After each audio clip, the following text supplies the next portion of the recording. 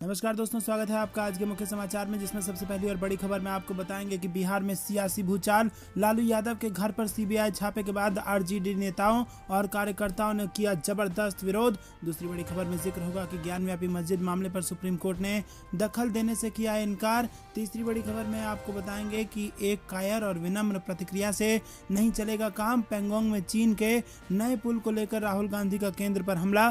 चौथी बड़ी खबर में जिक्र होगा कि सपा प्रमुख अखिलेश यादव का भाजपा सरकार पर हमला, बोले इन्होंने चंद पूंजीपति घरानों के पास बंधक बना दी है अर्थव्यवस्था। और पांचवी बड़ी खबर में आपको बताएंगे कि कांग्रेस ने गुजरात विधानसभा चुनाव में 125 से ज्यादा सीटें जीतने का रखा है लक्ष्य। दोस्तों, हर एक खबर की गहराई में आपको ले जाएंगे, लेकिन उससे पहले आप अभी इस वीडियो को लाइक कीजिए और लाल बटन को दबा के चैनल को सब्सक्राइब करके कमेंट में बताइए कि गुजरात में किसकी बनेगी सरकार। दोस्तों, रुक करते हैं सबसे पहली और बड़ी खबर की तरफ। लालू प्रसाद के परिसरों में सीबीआई के छापे के बाद आरजेडी नेताओं और कार्यकर्ताओं ने किया जबरदस्त विरोध। जी दोस्तों, राष्ट्रीय जनता दल के अध्यक्ष लालू प्रसाद यादव के दिल्ली और बिहार में कई परिसरों पर केंद्रीय अन्वेषण ब्यूरो के छापे के बाद राज्य में शुक्रवार को राजनीति तापमान बढ़ गया है। सीबीआई ने एक दशक से भी पहले लालू प्रसाद यादव के रेल मंत्री रहने के दौरान हुई कथित अनियमितताओं से जुड़े एक मामले की जांच के सिलसिले में ये छापेमारी की है। आरजेडी के नेताओं और कार्यकर्ताओं ने सीबीआई की कार्रवाई पर रोष जताया है। वो आरजेडी प्रमुख की पत्नी एवं पूर्व मुख्यमंत्री राबड़ी देवी के आवास के सामने सड़क पर एकत्र हुए और उनमें से कई ने राजनीतिक भयादोहन के खिलाफ रोष प्रकट करने के लिए अपनी कमीज उतार ली थी। हालांकि केंद्र और राज्य में सत्तारूढ़ भारतीय जनता पार्टी ने राजनीतिक भयादोहन के आरोप को खारिज कर दिया है और कहा है कि सीबीआई एक स्वतंत्र एजेंसी के तौर पर प्राप्त शक्तियों के अनुरूप कार्य कर रही है। मुख्यमंत्री के आधिकारिक आवास से महज कुछ ही दूर पर स्थित राबड़ी के 10 सर्कुलर रोड बंगले के सामने दोपहर तक सैकड़ों लोग एकत्र हो गए। दोस्तों, रुक करते हैं अगली बड़ी खबर की तरफ। ज्ञानव्यापी मस्जिद मामले में सुप्रीम कोर्ट ने दखल देने से किया इनकार। जी दोस्तों, सुप्रीम कोर्ट ने ज्ञानव्यापी मस्जिद मामले पर सुनवाई करते हुए इसे वाराणसी जिला कोर्ट को भेज दिया है और अब मुकदमे से जुड़े सभी मामले जिला जज ही देखेंगे। 8 हफ्ते तक सुप्रीम कोर्ट का अंतरिम आदेश लागू रहेगा। सुप्रीम कोर्ट ने 17 मई को 8 हफ्ते का अंतरिम आदेश जारी किया था। सुप्रीम कोर्ट ने वाराणसी के जिला अधिकारी को मस्जिद में वजू की व्यवस्था करने के भी निर्देश दिए थे। दरअसल दोस्तों, आपको बता दें कि सुनवाई के दौरान जस्टिस चंद्रचूड़ ने कहा कि इस वक्त हम क्या कर सकते हैं, उसके लिए 3 सुझाव है। पहला ये कि हम कहें कि ट्रायल कोर्ट आवेदन का निपटारा करे। दूसरा ये कि हमने एक अंतरिम आदेश पारित किया है और वो निचली अदालत का आदेश आने तक लागू रहे। और तीसरा ये कि मसला बेहद जटिल और संवेदनशील है। हमारी राय है कि इसे एक जिला जज सुने। हम ट्रायल जज के ऊपर सवाल नहीं उठा रहे हैं, लेकिन इस तरह के मामलों में अनुभवी व्यक्ति बेहतर है। दोस्तों, कमीशन की रिपोर्ट लीक होने पर कोर्ट ने कहा कि रिपोर्ट कोर्ट के पास भेजी जानी चाहिए थी, मीडिया में लीक नहीं होनी चाहिए थी। कोर्ट ने कहा कि हम इस बारे में आदेश पारित करेंगे कि सर्वे की रिपोर्ट की सेलेक्टिव लीक बंद होनी चाहिए। और इसके बाद जस्टिस चंद्रचूड़ ने कहा कि एक और रास्ता है। आपने यानी कि मुस्लिम पक्ष ने आयुक्त की नियुक्ति के आदेश को चुनौती दी है। अगर हम SLP यानी कि स्पेशल लीव पिटीशन का निस्तारण कर दें तो वो आदेश अंतिम हो जाएगा, लेकिन अगर आप ऑर्डर 7 रूल 11 को चुनौती देने में फेल होते हैं तो हम इस SLP को लंबित रख सकते हैं। दोस्तों, रुक करते हैं अगली बड़ी खबर की तरफ। एक कायर और विनम्र प्रतिक्रियाओं से काम नहीं चलेगा। पैंगोंग में चीन के नए पुल को लेकर राहुल गांधी ने केंद्र सरकार पर किया हमला। जी हाँ दोस्तों, आपको बता दें कि चाहे गलवान घाटी का मामला हो या फिर चीनी सैनिकों की भारतीय क्षेत्र में घुसपैठ की खबरें हो, हर बार कांग्रेस के पूर्व अध्यक्ष राहुल गांधी केंद्र सरकार को घेरते रहते हैं। इस बार राहुल गांधी ने पैंगोंग लेक पर चीन द्वारा बनाए जा रहे ब्रिज को लेकर मोदी सरकार पर निशाना साधा है। पूर्व अध्यक्ष ने कहा है कि चीन हमारी राष्ट्रीय सुरक्षा के लिए खतरा बना हुआ है और उसके साथ नरम तथा उदारवादी नजरिए से काम नहीं चलेगा, इसीलिए करारी भाषा में प्रतिक्रिया देने की जरूरत है। वहीं दोस्तों, आपको बता दें कि गांधी ने ट्वीट किया कि चीन ने पैंगोंग पर पहला पुल बनाया। भारत सरकार ने कहा कि हम स्थिति की निगरानी कर रहे हैं। चीन ने पैंगोंग पर दूसरा पुल बनाया तो भारत सरकार ने कहा कि हम स्थिति की निगरानी कर रहे हैं। राष्ट्रीय सुरक्षा और क्षेत्रीय अखंडता से कोई समझौता नहीं हो सकता है, इसीलिए डरपोक और हल्की प्रतिक्रिया से काम नहीं चलेगा। प्रधानमंत्री को हर हालत में देश की रक्षा करनी चाहिए। दोस्तों, रुक करते हैं अगली बड़ी खबर की तरफ। सपा प्रमुख अखिलेश यादव का भाजपा सरकार पर हमला, बोले इन्होंने चंद पूंजीपति घरानों के पास बंधक बना बना दी है देश की अर्थव्यवस्था। जी हाँ दोस्तों, समाजवादी पार्टी के अध्यक्ष अखिलेश यादव ने कहा कि देश की अर्थव्यवस्था को भाजपा ने चंद पूंजीपति के घरानों के पास बंधक बना दिया है। जनता कंगाल होकर कराह रही है, जबकि अमीर हर रोज समृद्ध और संपन्न होने के नए शिखर छू रहे हैं। उत्तर प्रदेश की अर्थव्यवस्था को 1 ट्रिलियन बनाने की दंभ पूर्ण घोषणा तो दोहराई जाती रही है, लेकिन यथार्थ में यह प्रदेश अब हर क्षेत्र में पिछड़ता जा रहा है। अखिलेश ने गुरुवार को जारी बयान में कहा कि डीजल, पेट्रोल, रसोई गैस, बिजली एवं खाने का तेल, खाद्य वस्तुएं सहित अन्य घरेलू सामान महंगा हो गया है। परिवारों का औसत खर्च 4 महीने में 43% बढ़ गया है। भाजपा सरकार में महंगाई के शिकार लोग बद से बदतर जिंदगी जीने को मजबूर हैं। आम आदमी के लिए आगे जिंदगी चलाना आसान नहीं रह गया है। गेहूं खरीद न्यूनतम समर्थन मूल्य की दर से नहीं हुई है। 5 बड़ी कंपनियों ने किसानों से गेहूं खरीद लिया और अपने गोदामों में भंडारण कर लिया है। निश्चय ही अब अपनी मुनाफाखोरी की आदत के चलते वो महंगा आटा बेचेंगे। जनता भीषण गर्मी में झुलस रही है। दोस्तों, रुक करते हैं अगली बड़ी खबर की तरफ। कांग्रेस ने गुजरात विधानसभा में 125 से ज्यादा सीटें जीतने का रखा है लक्ष्य। जी हाँ दोस्तों, आपको बता दें कि गुजरात में साल के अंत में विधानसभा चुनाव होने के मद्देनजर प्रदेश कांग्रेस ने राज्य भर में कई कार्यक्रम करने की योजना बनाई है और विधानसभा की कुल 182 सीटों में से 125 जीतकर अगली सरकार बनाने का लक्ष्य रखा गया है। पार्टी गुजरात में आंतरिक कलह से जूझ रही है, जो प्रदेश कांग्रेस के कार्यकारी अध्यक्ष हार्दिक पटेल के इस्तीफे के बाद सामने आई है। हालांकि अब पार्टी चुनावी मोड में आ गई है और चुनाव से पहले होने वाले कार्यक्रमों में शीर्ष नेता राहुल गांधी और प्रियंका गांधी को लाने की कोशिश कर रही है। कांग्रेस भाजपा शासित गुजरात में करीब 3 दशक से सत्ता से बाहर है। गुजरात कांग्रेस प्रभारी ने कहा कि पार्टी ने आगामी कार्यक्रमों पर चर्चा करने के लिए बृहस्पतिवार को राजकोट में सौराष्ट्र क्षेत्र की बैठक बुलाई थी। खासकर हर बूथ पर 25 नए कार्यकर्ता जोड़ने के लिए राज्य में 52,000 बूथ हैं। बैठक के बाद शर्मा ने कहा कि पार्टी ने 182 सदस्यीय गुजरात विधानसभा में 125 से अधिक सीटें जीतकर अगली सरकार बनाने का संकल्प लिया है। 2017 में कांग्रेस ने राज्य में 77 सीटें जीती थी।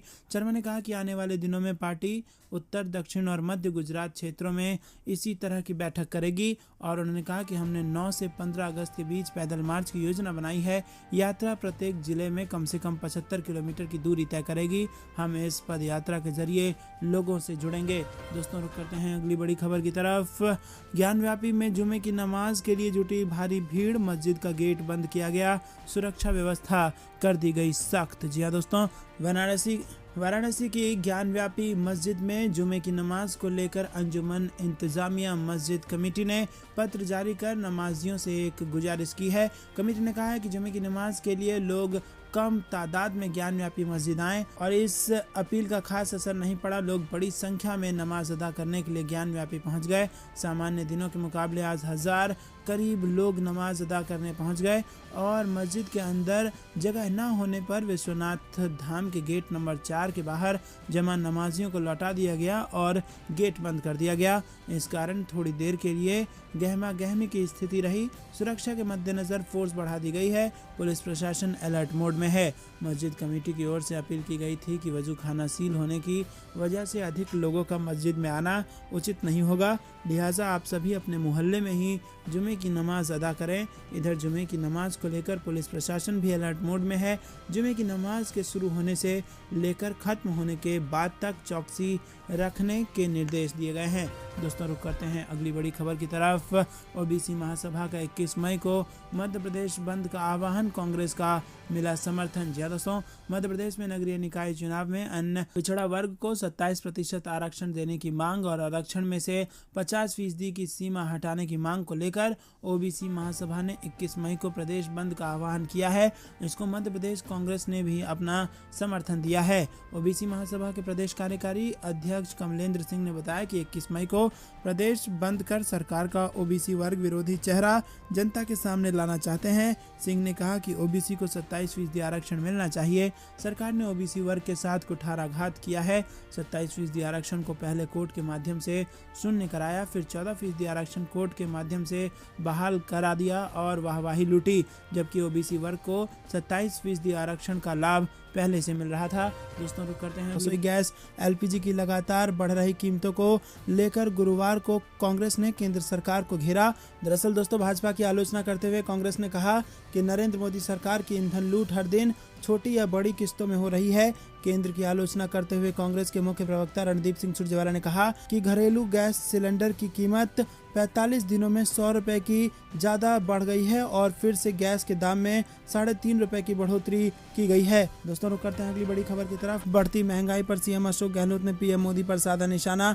गहलोत बोले मोदी सरकार की नीतियां हैं फेल। जी हाँ दोस्तों, राजस्थान के मुख्यमंत्री अशोक गहलोत देश में बढ़ती महंगाई और बेरोजगारी पर पीएम मोदी पर निशाना उन्होंने साधा है। सीएम गहलोत ने ट्वीट कर लिखा, ऐसा लगता है कि केंद्र सरकार की आर्थिक नीतियां फेल हो चुकी हैं। इनके पास महंगाई को काबू रखने की कोई नीति नहीं है। सीएम गहलोत ने अपने दूसरे ट्वीट में पीएम मोदी पर जमकर निशाना साधा है। गहलोत ने ट्वीट कर लिखा कि प्रधानमंत्री और एनडीए सरकार का ध्यान मंदिर मस्जिद के मुद्दों पर भटकाने की बजाय अपना ध्यान बेरोजगारी को हल करने एवं महंगाई को काबू करने में लगाना चाहिए। सीएम गहलोत ने कहा कि आसमान छूती कीमतों को लेकर मोदी सरकार गंभीर नहीं है। रिकॉर्ड कायम करती महंगाई, बढ़ती बेरोजगारी और अहम मुद्दों से ध्यान भटकाकर जाति धर्म पर राजनीति को मुद्दा बनाया जा रहा है। सीएम ने कहा कि देश में थोक महंगाई दर 15.08% के रिकॉर्ड पर पहुंच गई है। पिछले एक साल से थोक महंगाई दर 10% से अधिक है। महंगाई ने आमजन का जीवन मुश्किल कर दिया है, लेकिन एनडीए सरकार धर्म जाति के नाम पर आपस में तनाव बनाए रखना चाहती है, जिससे महंगाई और बेरोजगारी पर कोई चर्चा ना हो सके। पेट्रोल डीजल के बाद अब खाद्य सामग्री भी आम जन की पहुंच से बाहर होती जा रही है। रुपये का मूल्य लगातार गिरकर $1 $77.74 के ऐतिहासिक निचले स्तर पर पहुंच गया है, जिससे आयात की जाने वाली सभी वस्तुओं के दाम निरंतर बढ़ रहे हैं। दोस्तों रुक करते हैं अगली बड़ी खबर की तरफ। दिल्ली में दोबारा शुरू होगा किसान आंदोलन, सरकार पर लग रहे वादा खिलाफी के आरोप। जी हाँ दोस्तों, आपको बता दें कि केंद्र सरकार पर वादा खिलाफी के आरोप लगाते हुए किसान एक बार फिर से राजधानी दिल्ली में आंदोलन करने की तैयारी में है। हरिद्वार में होने वाले किसान सम्मेलन में इसे लेकर रणनीति तैयार की जाएगी। दिल्ली में व्यापक स्तर पर दोबारा शुरू होगा किसान आंदोलन। ये जानकारी भारतीय किसान यूनियन के राष्ट्रीय प्रवक्ता राकेश टिकैत ने दी है। टिकैत करनाल के गांव सैकड़ा में एक दिवसीय अधिवेशन में शामिल होने पहुंचे थे। उन्होंने कहा कि केंद्र सरकार ने किसानों के साथ वादा खिलाफी की है, इसीलिए जल्द ही दिल्ली में व्यापक स्तर पर किसान आंदोलन दोबारा शुरू किया जाएगा। फिलहाल इसकी रूपरेखा बनाई जा रही है और हरिद्वार में होने वाले किसी किसान सम्मेलन में आंदोलन को लेकर रणनीति तय की जाएगी। टिकैत ने कहा कि ये सम्मेलन अगले महीने जून में आयोजित किया जाएगा और इसमें तय होगा कि किसान आंदोलन कब शुरू किया जाए। पंजाब में किसानों के बोनस को लेकर चल रहे प्रदर्शन को लेकर उन्होंने कहा कि आम आदमी पार्टी ने चुनाव से पहले किसानों से जो वादे किए थे उन्हें अब तक वो पूरा नहीं कर पाई है। दोस्तों रुक करते हैं अगली बड़ी खबर की तरफ। मौलाना मदनी का बड़ा बयान, बोले ज्ञान व्यापी मस्जिद को सड़क पर ना लाएं, मीडिया पर भी लगाए गंभीर आरोप। जी हाँ दोस्तों, ज्ञान व्यापी मस्जिद मुद्दे पर बुधवार को जारी बयान में जमीयत उलेमाए हिंद के राष्ट्रीय अध्यक्ष मौलाना महमूद मदनी ने कहा कि ये मामला सांप्रदायिक तत्वों की शरारत की वजह से इन दिनों सार्वजनिक और न्यायिक स्तर पर चर्चा का विषय बना हुआ है और कहा कि कुछ असामाजिक तत्व और पक्षपाती मीडिया इसे भावनात्मक लबादे में लपेटकर दो समुदायों के बीच दरार पैदा करने की कोशिश कर रहे हैं। मौलाना महमूद मदनी ने कहा कि ज्ञान व्यापी मस्जिद जैसे मुद्दों को सड़क पर न लाया जाए। उन्होंने कहा कि इस मामले के साथ साथ सभी प्रकार के सार्वजनिक प्रदर्शनों से बचा जाए, क्योंकि मस्जिद प्रबंधन तंत्र पक्षकार के रूप में विभिन्न अदालतों में मजबूती के साथ मुकदमा लड़ रहा है। दोस्तों रुक करते हैं अगली बड़ी खबर की तरफ, जो कि बिहार से आ रही है। बिहार में बीजेपी नेता के घर पर चला बुलडोजर, बोले नहीं मिला नोटिस, प्रशासन ने कहा एक्शन जारी रहेगा। जी हाँ दोस्तों, उत्तर प्रदेश के बाद अब बिहार में भी बुलडोजर चर्चा में है। बिहार के शेखपुरा में भारतीय जनता पार्टी के नेता के घर पर बुलडोजर चला है। शेखपुरा जिला अध्यक्ष अरविंद सिंह के मकान पर बुलडोजर अनुमंडल पदाधिकारी निशांत के आदेश पर चलाया गया है और बुलडोजर चलने के बाद भारतीय जनता पार्टी के नेता प्रशासन पर कार्रवाई से पहले नोटिस नहीं देने का आरोप लगा रहे हैं।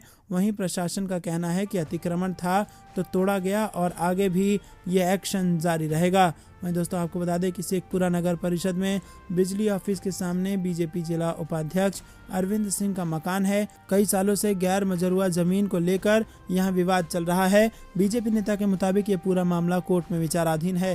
दोस्तों रुक करते हैं अगली बड़ी खबर की तरफ। अखिलेश यादव का बड़ा बयान, बोले देश की अर्थव्यवस्था को भाजपा ने चंद पूंजी घरानों के पास बंधक बना दिया। जी हाँ दोस्तों, आपको बता दें समाजवादी पार्टी के राष्ट्रीय अध्यक्ष अखिलेश यादव ने कहा कि देश की अर्थव्यवस्था को भाजपा ने चंद पूंजी घरानों के पास बंधक बना दिया है। जनता कंगाल होकर कराह रही है, जबकि अमीर हर रोज समृद्धि और संपन्नता के नए शिखर छू रहे हैं। प्रदेश की अर्थव्यवस्था को 1 ट्रिलियन बनाने की दंभपूर्ण घोषणा तो दोहराई जाती रही है, लेकिन यथार्थ में यह प्रदेश अब हर क्षेत्र में पिछड़ता ही चला जा रहा है। भाजपा ने पलटवार करते हुए कहा कि अखिलेश अपने सरकार के कार्यकाल को याद करें, जिसमें सिर्फ घोटाले हुए हैं। अखिलेश यादव ने कहा कि दैनिक आवश्यकताओं की सभी चीजें, डीजल, पेट्रोल, रसोई गैस, बिजली एवं खाने का तेल, खाद्य वस्तुएं सहित अन्य घरेलू सामान महंगा हो गया है। परिवारों का औसत खर्च 4 महीने में 43% बढ़ गया है। बच्चों की पढ़ाई और बुजुर्गों की दवाई की खरीद लोगों की जेब से बाहर है और भाजपा सरकार में महंगाई के शिकार लोग बद से बदतर जिंदगी जीने को मजबूर हैं। आम आदमी के लिए आगे की जिंदगी चलाना आसान नहीं रह गया है। दोस्तों रुक करते हैं अगली बड़ी खबर की तरफ, जिसमें आपको बता दें कि अमिताभ बच्चन, शाहरुख खान समेत कई स्टार के खिलाफ याचिका, पान मसाला के विज्ञापन को लेकर परिवाद। जी हाँ दोस्तों, सीजेएम कोर्ट में फिल्म स्टार अमिताभ बच्चन, शाहरुख खान, अजय देवगन, रणदीप सिंह पर पान मसाला का प्रचार करने को लेकर आईपीसी की धारा 467, 468, 420, 120B, 311 के तहत परिवाद दर्ज कराया गया है। सामाजिक कार्यकर्ता तमन्ना हाशमी ने यह परिवाद दर्ज कराया है। अदालत ने सुनवाई की अगली तारीख 27 मई तय की है और कोर्ट 27 मई को तय करेगा कि परिवाद को स्वीकार किया जाए या अस्वीकार। दोस्तों रुक करते हैं अगली बड़ी खबर की तरफ। हिंदुत्व का ढोंग कर महंगाई और रोजगार के सवालों से बच रही है भाजपा, खास बातचीत में बोली शिवसेना सांसद प्रियंका चतुर्वेदी। जी हाँ दोस्तों, महाराष्ट्र में हिंदुत्व के मुद्दों को लेकर शिवसेना और बीजेपी एक दूसरे पर हमलावर है। शिवसेना के खिलाफ राज ठाकरे भी मोर्चा खोले हुए हैं और इसी बीच उद्धव ठाकरे के नेतृत्व वाली महाविकास अघाड़ी सरकार में आपसी मतभेद सामने आ रहे हैं। शिवसेना के लिए सरकार चलाने से कहीं ज़्यादा बड़ी चुनौती अपने वोट बैंक के बीच ये भरोसा बनाए रखने की है कि उसने अपनी विचारधारा का त्याग नहीं किया है। हिंदुत्व को वो कैसे परिभाषित कर रही है, राज ठाकरे उसके सामने क्या मुश्किल खड़ी कर सकते हैं और ऐसे में राज्य सरकार के लिए कितना खतरा है। इन तमाम सवालों पर शिवसेना नेता एवं सांसद प्रियंका चतुर्वेदी ने जवाब दिया है। और दोस्तों रुक करते हैं ज्ञान व्यापी मस्जिद पर मुस्लिम पर्सनल लॉ बोर्ड ने बनाई लीगल कमेटी, आंदोलन शुरू करने की तैयारी। जी हाँ दोस्तों, all India Muslim personal law board अब पूजा स्थल अधिनियम 1991 की बारीकी से समीक्षा करेगा और इसके लिए बोर्ड ने एक लीगल कमेटी गठित कर दी है। इस कमेटी में कासिम रसूल, इलियास, कमाल फारूकी, फुजैल अयूबी समेत कई सारे लोग शामिल हैं। कमेटी वाराणसी की ज्ञान व्यापी मस्जिद और अन्य मस्जिदों से संबंधित सभी मामलों की विस्तार से समीक्षा करेगी ताकि उसी के आधार पर वो आगे की कानूनी लड़ाई लड़ी जा सके। और बोर्ड ने कहा कि अगर ज़रूरी हुआ तो वो इस मामले को लेकर एक शांतिपूर्ण जन आंदोलन भी शुरू कर सकते हैं। All India Muslim personal law board ने बैठक में कहा कि ज्ञान व्यापी मस्जिद मामले को लेकर यूपी सरकार, केंद्र सरकार, खुद को धर्मनिरपेक्ष बताने वाले राजनीतिक दल खामोश बैठ गए हैं। वहीं कोर्ट ने भी अल्पसंख्यक और पीड़ितों को निराश किया है। बोर्ड ने कहा कि अल्पसंख्यकों के साथ अत्याचार हो रहा है, लेकिन मुसलमानों को इस मामले में धैर्य बनाए रखना है। बोर्ड ने ऐसी घटनाओं पर सरकार की चुप्पी को आपराधिक कृत्य करार दिया है और उसने कहा कि इसे किसी भी हालत में स्वीकार नहीं किया जा सकता। दोस्तों रुक करते हैं अगली बड़ी खबर की तरफ। ज्ञान व्यापी मस्जिद को लेकर ओवैसी, अखिलेश यादव और मायावती सहित तमाम नेताओं ने यूपी सरकार पर साधा निशाना। जी हाँ दोस्तों, आपको बता दें कि वाराणसी की ज्ञान व्यापी मस्जिद का सर्वे का काम खत्म हो गया है और सोमवार को सर्वे की टीम ने नंदी की मूर्ति के पास बने कुएं का भी सर्वे किया। इस बीच हिंदू पक्ष ने दावा किया है कि मस्जिद परिसर में वजू के लिए बने तालाब में शिवलिंग बना हुआ है और इसके बाद कोर्ट ने तालाब के आसपास के इलाके को सील करने का आदेश दिया था। मामला अब सुप्रीम कोर्ट भी पहुंच गया है। वहीं ज्ञान व्यापी मस्जिद को लेकर हो रहे विवाद के बीच अब यूपी की राजनीति में आरोप प्रत्यारोप का दौर शुरू हो चुका है। वहीं AIMIM प्रमुख ओवैसी से लेकर अखिलेश यादव सहित तमाम नेताओं ने राज्य सरकार पर निशाना साधा है। दोस्तों आपको बता दें कि किसने क्या कहा। दरअसल दोस्तों ज्ञानव्यापी मस्जिद को लेकर हो रहे विवाद के बीच AIMIM चीफ असदुद्दीन ओवैसी ने एक बड़े न्यूज चैनल से कहा कि सुप्रीम कोर्ट को मामले पर रोक लगानी चाहिए। ओवैसी ने कहा कि देश आस्था से नहीं संविधान से चलेगा। उन्होंने ज्ञानव्यापी मस्जिद को लेकर हुए सर्वे को गलत ठहराते हुए कहा कि ये 1991 के एक्ट का उल्लंघन हो रहा है। ओवैसी ने सर्वोच्च अदालत से न्याय की उम्मीद की बात की थी। दोस्तों रुक करते हैं अगली बड़ी खबर की तरफ। 21 मई को सभी विधायकों के साथ अखिलेश यादव करेंगे बैठक। भाजपा को घेरने के लिए बुलाई बैठक। जी हां दोस्तों, सपा के राष्ट्रीय अध्यक्ष अखिलेश यादव ने समाजवादी पार्टी के सभी विधायकों की बैठक 21 मई को बुलाई है और यूपी विधानसभा सत्र शुरू होने से पहले अखिलेश यादव की तरफ से बुलाई गई बैठक में योगी सरकार को भेजने का एजेंडा तैयार किया जाएगा। समाजवादी पार्टी के कार्यालय की तरफ से सभी विधायकों को सख्त निर्देश दिए गए हैं कि बैठक में आना अनिवार्य है। समाजवादी पार्टी के कार्यालय में शाम 5 बजे ये बैठक आयोजित की जाएगी। अखिलेश यादव ने सपा के विधायक मनोज पांडे को मुख्य सचेतक बनाया है। तो दोस्तों ये थी दिन भर कुछ बेहतरीन और बड़ी खबरें। तक बने रहने के लिए बहुत बहुत धन्यवाद। देख रहे थे आपका अपना चैनल। जय हिंद, जय भारत।